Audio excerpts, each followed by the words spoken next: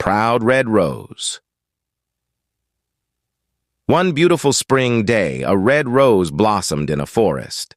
As the rose looked around, a pine tree nearby said, "What a beautiful flower! I wish I was that lovely."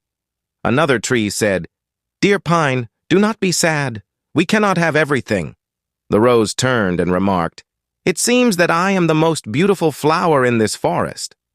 A sunflower raised its yellow head and asked, "Why do you say that? In this forest there are many beautiful flowers. You are just one of them." The red rose replied, "I see everyone looking at me and admiring me."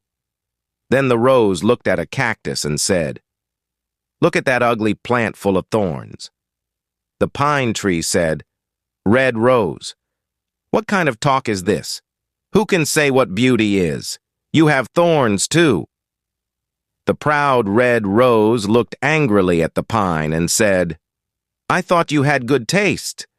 You do not know what beauty is at all. You cannot compare my thorns to that of the cactus." What a proud flower, thought the trees.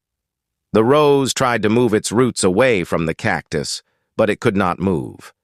As the days passed, the red rose would look at the cactus and say insulting things like, "This plant is useless. How sorry I am to be his neighbor." The cactus never got upset and even tried to advise the rose, saying, "God did not create any form of life without a purpose." Spring passed, and the weather became very warm. Life became difficult in the forest as there was no rain. The red rose began to wilt. One day the rose saw sparrows stick their beaks into the cactus and then fly away, refreshed. This was puzzling, and the red rose asked the pine tree what the birds were doing.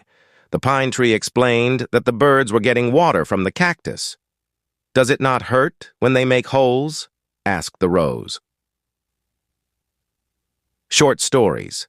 Sparrow.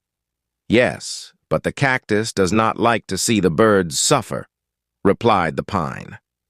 The rose opened its eyes in wonder and exclaimed, "The cactus has water?" "Yes, you can also drink from it. The sparrow can bring water to you if you ask the cactus for help." The red rose felt too ashamed to ask for water from the cactus, but finally it did ask for help. The cactus kindly agreed. The birds filled their beaks with water and watered the rose's roots. Thus, the rose learned a lesson and never judged anyone by their appearance again.